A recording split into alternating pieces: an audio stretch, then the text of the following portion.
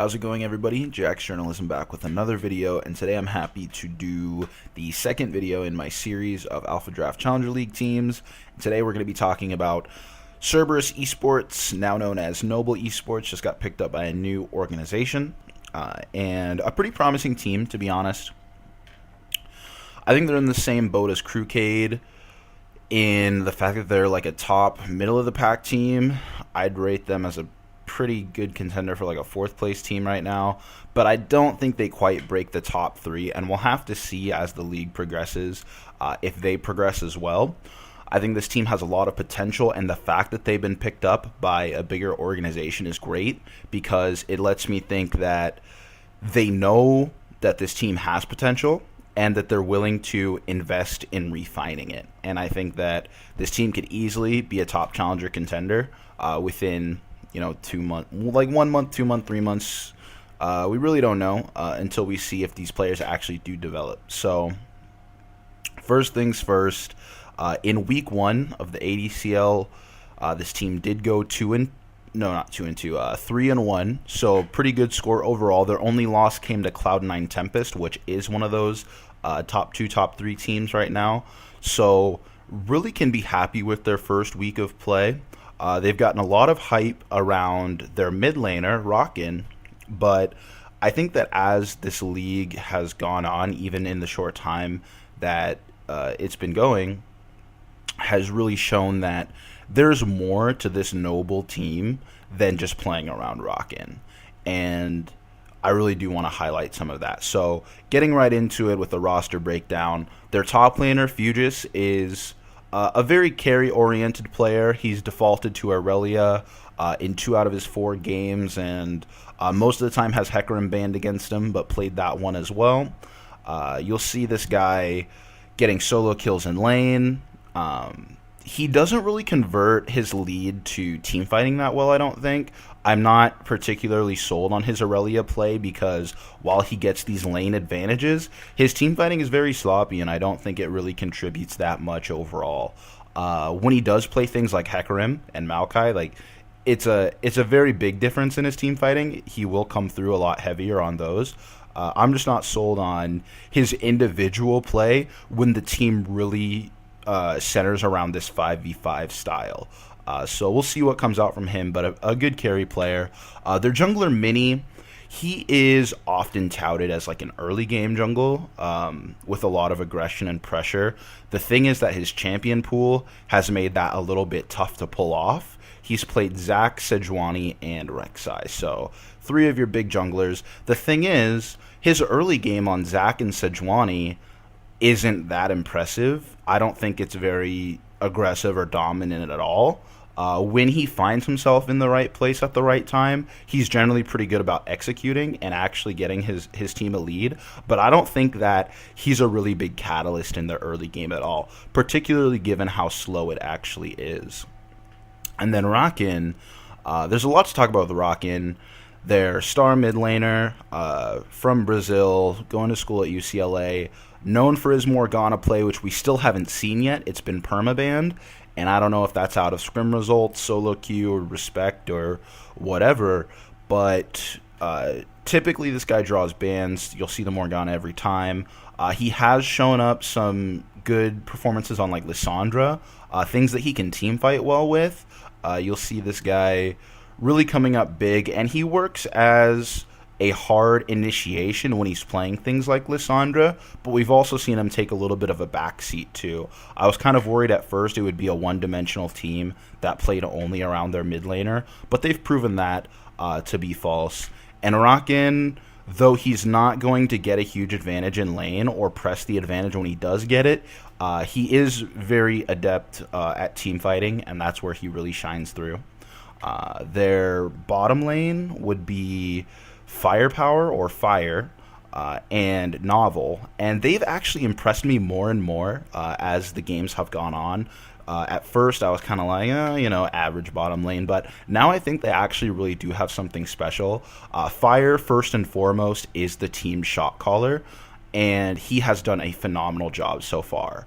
Not only in-game with his actual play, but with his calls, this team has displayed like a level of wave management and rotations in the mid-game that a lot of challenger teams struggle with. And I was talking about Crewcade, how they have this strong early game, but they can't convert.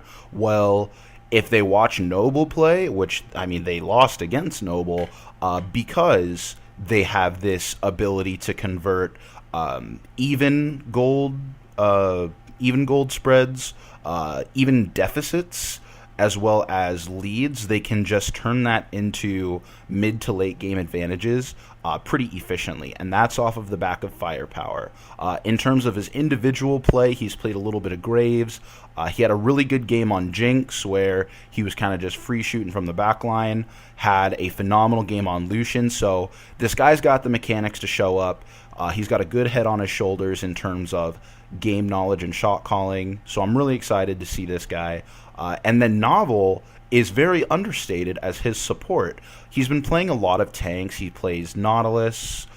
He plays Alistair, and he played Gragas, which I wasn't sold on, but I'll talk about that later.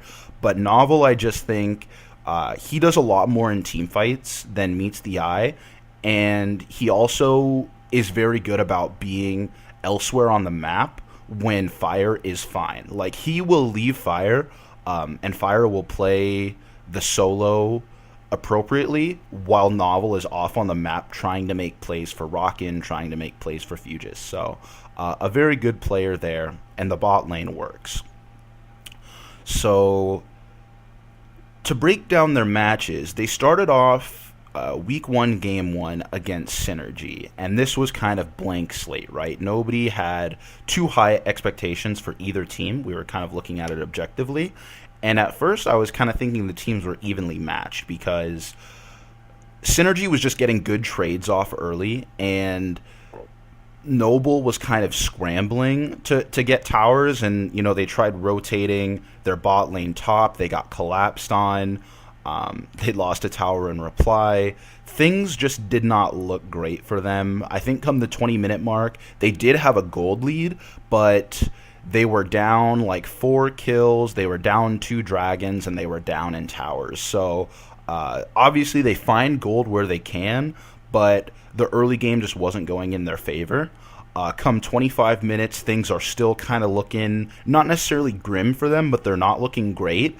And then as the casters, you know, have indeed mentioned before, 25 minutes and this switch flips, and we saw Rockin' use his Frozen Tomb on Lissandra to force a team fight. Immediately after that team fight, they pick up a tower, they pick up a dragon, and then as soon as that Frozen Tomb is off cooldown, it's like rinse and repeat. They were very good about meshing their CCs well with that Frozen Tomb, the depth charge from Nautilus. Very, very clean team fighting from this team, and it really carried them in the first game and in many of their games. The big difference between like their good team fighting and Crewcade's good team fighting is that, like I was saying with Fire, this team, when they get that good fight, they do know how to convert, and it leads to generally much cleaner and much quicker games. So they were able to close out game 1 pretty easily just off the back of multiple back-to-back good team fights.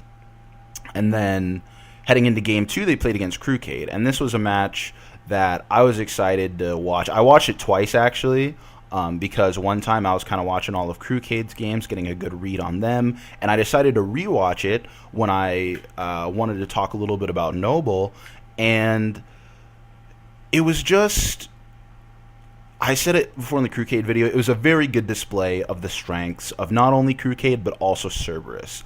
You've seen them go even in game 1 and then pull out that mid-game lead, and in game 2 we see them get behind actually pretty heavily. And I think a big part of this was Mini on his Sejuani just did not have the same impact that Wiggly had on Gragas, and I know that's the dynamic of those two champions. Gragas is the better early game jungler, but Mini really just did not have a presence on the map, whereas Wiggly was getting leads in every single lane. The good news is that once that team fighting came around, They are such a good team fighting team that even from the deficit, they were able to get small skirmish advantages, and then the difference shined through, rather, where when they would win their skirmish, they would capitalize. They would, take a dragon, take a tower, and kind of just chip their way back into this game from this deficit to where suddenly, Crewcade had been bullying them around, and suddenly Noble is in the driver's seat. And that's kind of the story of how this team likes to team fight. I know that they did pull out some interesting picks. They were more late game on this one. They played Maokai, AP Kog'Maw, the Sejuani jungle, of course. This is the game where Fire ran his Jinx, and that Jinx was just a late game monster. He finished with a scoreline of like 16-3 or something like that. And then they had, Novel on hard engage with Nautilus again. So they really had their hearts set on this late game team fighting composition, and they pulled through very well with it. And Rockin can't be understated in that game either. His AP Kog'Maw was annoying just watching it just rain artillery down in every fight. When he gets that Ludens done, it's too much damage for Crewcade to deal with. And that was a really good display of how this team, when they get behind early, they just know how to stay in it. And it was really exciting to watch them take that win. Now, their third game, that was what a lot of people were really looking at, like, what's going to happen with this game 3, because they were against Cloud9 Tempest. And that's where things got a little rocky. I think that Cloud9 Tempest, everybody knew they were the favorites going into that one. Just a very strong team overall. And I think that the biggest thing with this game was individual mismatch in the actual player matchups more than anything else. So in the top lane, you have Fugis, this carry-style player, against Solo King, which, I mean, he calls himself the Solo King for a reason. Like, this guy's good in the top lane. Not to mention, he's almost like a mini Balls, like a challenger version of Balls, in the fact that this guy is very much known for his rumble. Whether it be in lane or in team fights, he's very impactful on that champion.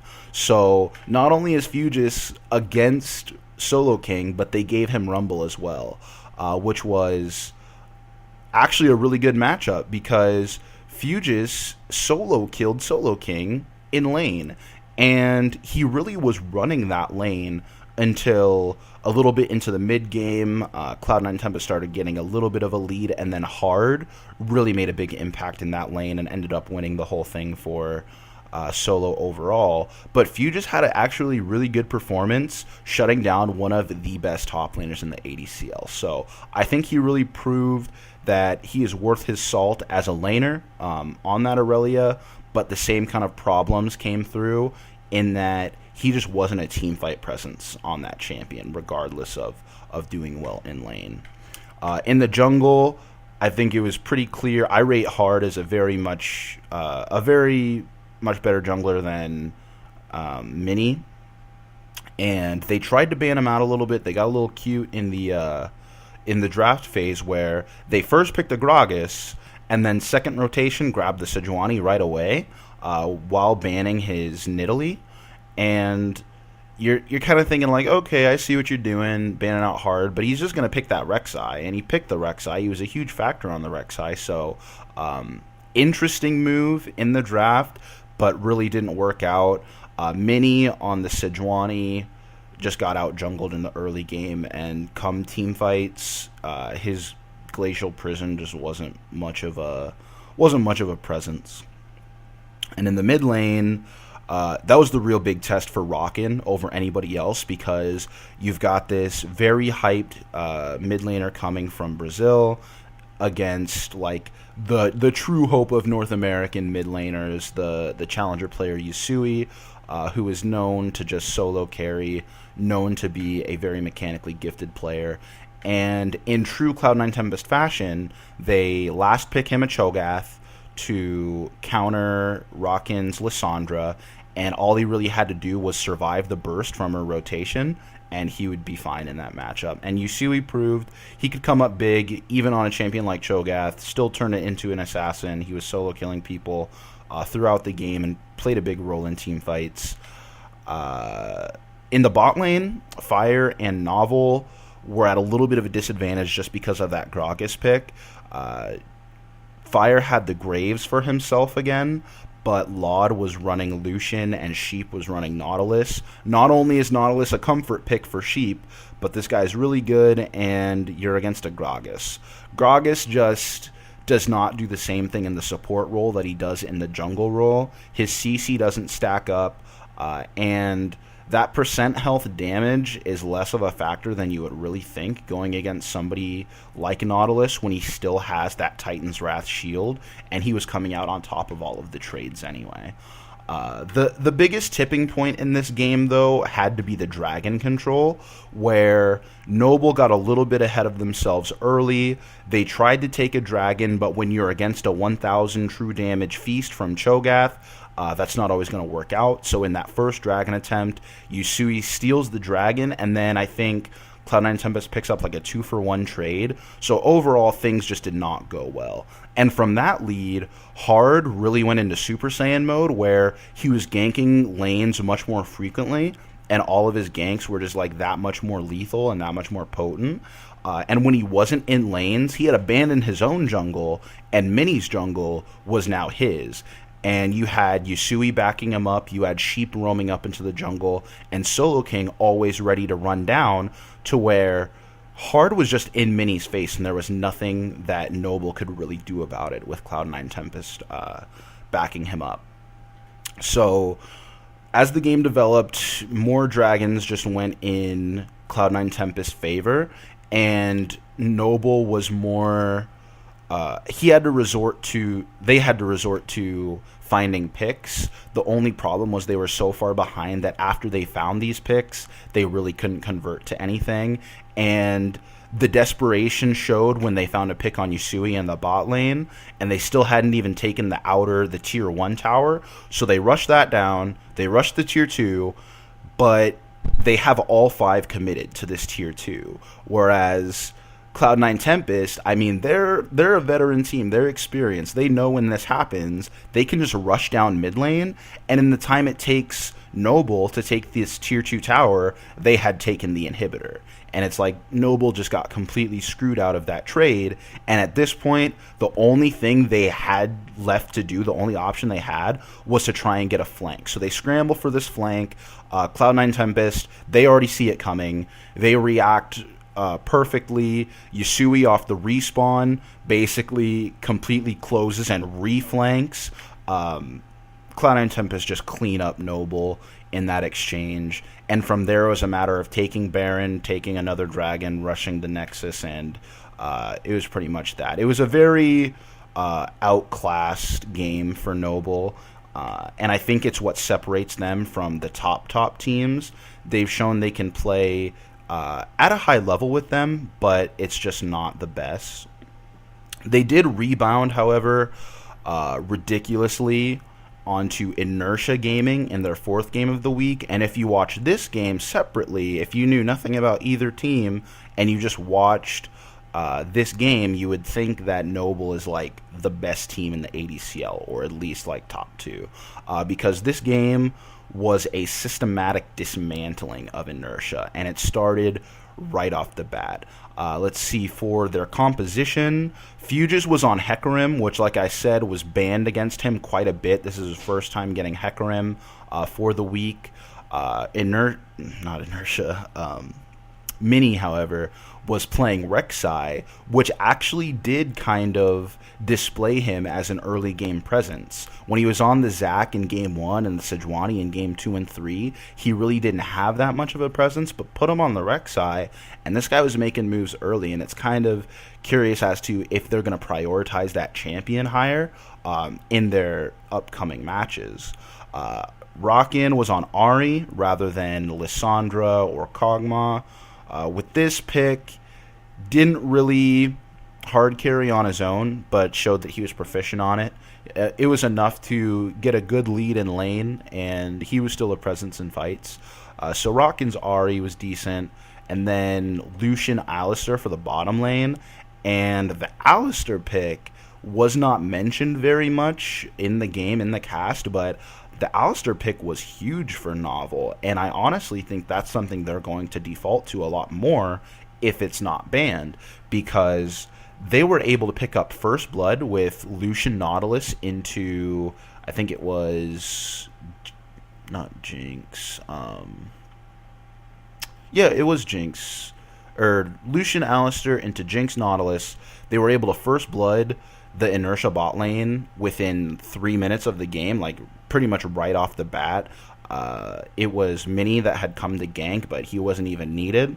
They First Blood bottom lane. Mini goes mid lane. He picks up a kill on Inertia's Orianna. And meanwhile, you've got Fugis on that Hecarim. You're kind of like, all right, well, it was banned. Let's see if he can perform on it. Well, the answer is yes, he can perform on it, because he had like a 20-25 CS lead before the 10-minute mark, just like in laning phase. Like, he was just running over this Maokai in lane.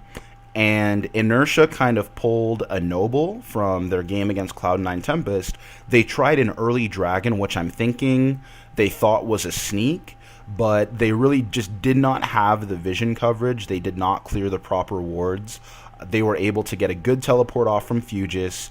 He gets into the Dragon Pit, smites the Dragon on his Hecarim, chases Inertia's jungler out of the pit, kills him, and then I believe the rest of Noble clean up like one other kill. So pretty much an inverse of what happened yesterday, in that Inertia tried an early Dragon, Noble punished them very hard. So whether or not that's just their standard play or they actually learned from Cloud9 Tempest and developed quickly, I'm not sure. But it was just a very good adaptation. And at that point, it was like they rotated mid, took the mid outer tower, then they went bot, took the bot outer tower, and they had a 4K gold lead by 9 minutes in the game. This is when you know that the game is essentially over, and there was really not a lot they could do about that.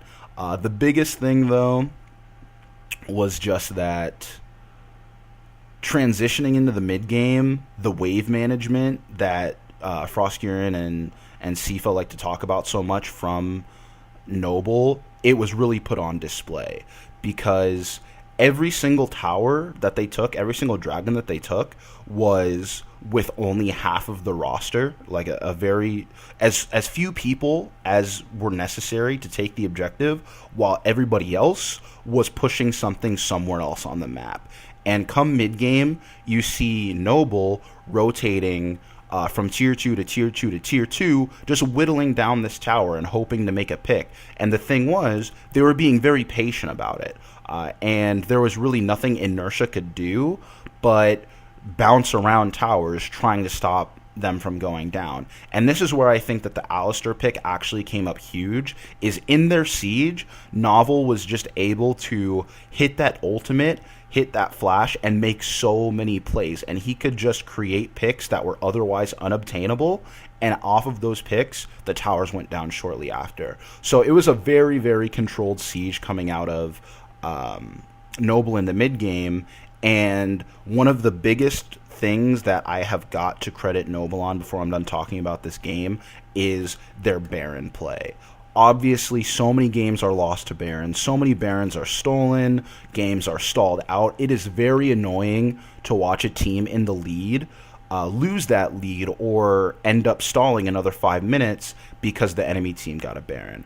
And every single time that Noble would go for a Baron that was not 100% secured, they would pull off in the most efficient fashion, collapse on Inertia, get either a clean ace or enough kills as they needed to convert into more towers. They didn't even turn around and try and do the Baron again. They would get the substantial lead that they could off of towers, then they would go back to the Baron.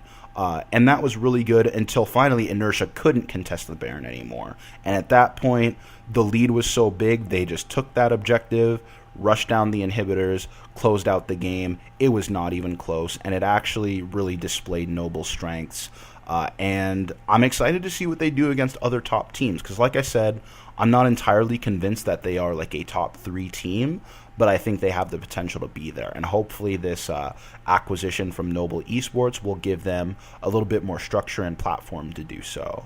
So I know it's been a little bit longer than my last video, so I'm going to wrap this up pretty quickly. If you do like the content, go ahead and follow my channel. Also follow me on Twitter at JaxJournalism. If you have any comments, questions, anything like that, make sure to drop a comment or once again hit me up on Twitter. Thanks, guys. I will see you with the next one.